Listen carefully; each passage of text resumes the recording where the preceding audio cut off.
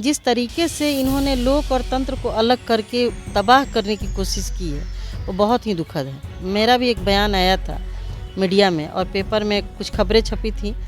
अब उस खबर को तो हमने नहीं देखा था। उस खबर को आधार बना करके ये अपने वकील कुंदन सिंह जी के माध्यम से मुझे इन्होंने एक नोटिस भिजवाया और उसमें साफ शब्दों में लिखा कि आप एक महिला हैं और आप इस तरीके से मुझ पर ब्लेम नहीं कर सकते।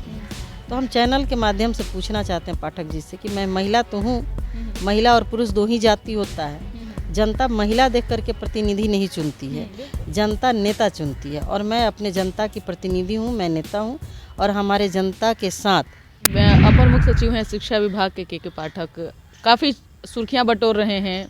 हमेशा टीवी चैनलों पर, अखबारों में अपनी एक अलग ही खबरों में के जरिए वो बने रह रहे हैं। इन दिनों कैसे देख रहे हैं? कभी डॉक्टर से उनकी जो है एक डॉक्टर से उन्होंने बातचीत किया जिसका ऑडियो जो है खूब वायरल हो रहा है। एमएलसी हैं संजय सिंह, लिफ्ट पार्टी के हैं, उनसे उन्होंने वेतन रोक दिया। राज्यपाल से वो कभी बहस कर ले रहे हैं, राज्यपाल को चुनौती देने लग रहे हैं। कैसे देख रहे हैं?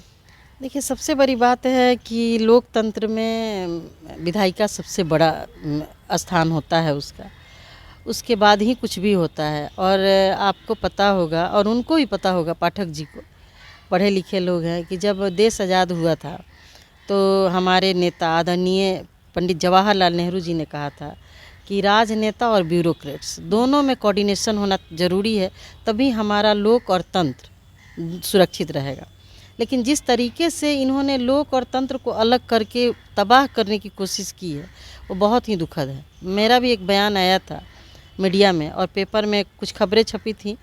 अब उस खबर को तो हमने नहीं देखा था। उस खबर को आधार बना करके ये अपने वकील कुंदन सिंह जी के माध्यम से मुझे इन्होंने एक नोटिस भिजवाया और उसमें साफ शब्दों में लिखा कि आप एक महिला हैं और आप इस तरीके से मुझ पर ब्लेम नहीं कर सकते। तो हम चैनल के माध्यम से पूछना चाहते हैं पाठक जी से कि मैं महिला तो हूँ, महिला और पुरुष दो ही जाति होता है। जनता महिला देख करके प्रतिनिधि नहीं चुनती है, जनता नेता चुनती है और मैं अपने जनता की प्रतिनिधि हूँ, मैं नेता हूँ और हमारे जनता के साथ कोई अभद्रता होगी, नियम के विरुद्ध कार्य होगा तो मैं आवाज़ उठाऊंगी, चाहे वो कोई भी हो। तो उन्होंने मुझे नोटिस भेजा, मैं उसका भी जवाब तैयार कर ली हूँ। इनके विभाग के ऊपर मैंने कितना बार पत्र लिखा। हमारे ज़िला में शिक्षा विभाग का पैसों का बंदरबाट हो रहा है, पैसा लूटा जा रहा है। आउटसोर्सिंग से बिना आरक्षण के नियम का पालन किए हुए computer operator, night guard, guest teacher सबकी बहाली हो गई। मैंने उसके संबंध में पत्र लिखा तो उस पर क्या कार्रवाई इन्होंने किया उसका जवाब इन्होंने दिया नहीं, बल्कि मुझे नोटिस भेजा कि आप मुझे ऐसा कैसे कह सकती हैं कि इनको नेता बनने का शौक़ है। तो थोड़ा सा है गड़बड़ और सरकार सब चीज़ों पे नज़र रखी हुई। माननीय मुख्यमंत्री जी निश्चित रूप से इसको देखेंगे और ऐसे अधिकारी को पद से मुक्त कर देने पे ही भलाई है, तभी जा कर के हमारा जो सिस्टम है वो दुरुस्त रहेगा। जब जनता ही नहीं खुश रहेगी तो फिर उस अधिकारी का क्या करना।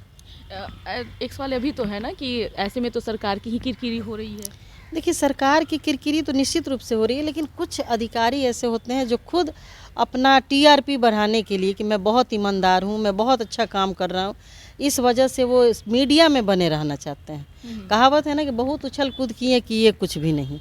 आज भी चलिए मैं अपने क्षेत्र में दिखाती हूँ कि कितना विकास हो रहा है। इन्होंने कहा कि 5 लाख रुपया बिना अपने अध्यक्ष, चूँकि प्रबंध समिति जो बनती है स्कूलों में उसके अध्यक्ष विधायक ही होते हैं, बिना उनके आदेश के आप 5 लाख रुपया निकाल करके आप काम कर सकते हैं। व्यवस्था जो भी विकास का काम है कर सकते हैं। जाके देखिए, उजला वाला बालू से काम करा रहा है।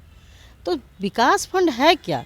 उन गरीब छात्रों से, उन लोगों से पैसा लिया जाता है जो फीस देते हैं स्कूल में पढ़ने के लिए और उस पैसों के रख करके विकास किया जाता है और उसका बंदरबाट हो रहा है। तो ये भ्रष्टाचार नहीं है?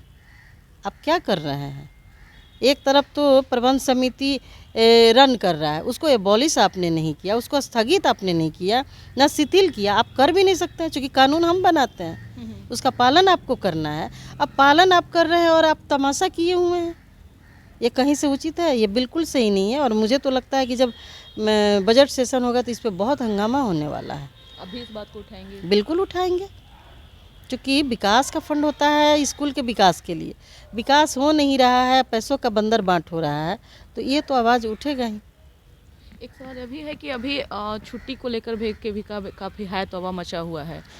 तो देखिए, सबसे बड़ी बात है कि कोई भी चीज़ जब ठोस निर्णय नहीं होता है ना, तो मजाक बन के रह जाता है। जिस तरीके से इन्होंने रक्षाबंधन पे एक आदेश निकाला, उसके बाद छठ में निकाला, तो आप सुबह निकालते हैं, शाम होते बोल नहीं नहीं नहीं ये छुट्टी आपके स्थगित कैंसिल करते हैं, आपको मिलेगा, तो फिर मजाक बन जाता है। आपकी बात और आपके नियमों की विश्वसनीयता ख़त्म हो जाती है। लोग ये सोच लेते हैं कि आप कुछ करेंगे, हम हंगामा करके अपना नियम लागू करवाएंगे। तो आप कुछ भी निर्णय लीजिए, चाहे आप नेता हो, अधिकारी हो, चाहे कोई भी हो, अपने निर्णय पे अटल रहिए, तभी जा कर के वो निर्णय का लोग पालन करेगा, नहीं तो मजाक बन के रह जाएगा। धन्यवाद।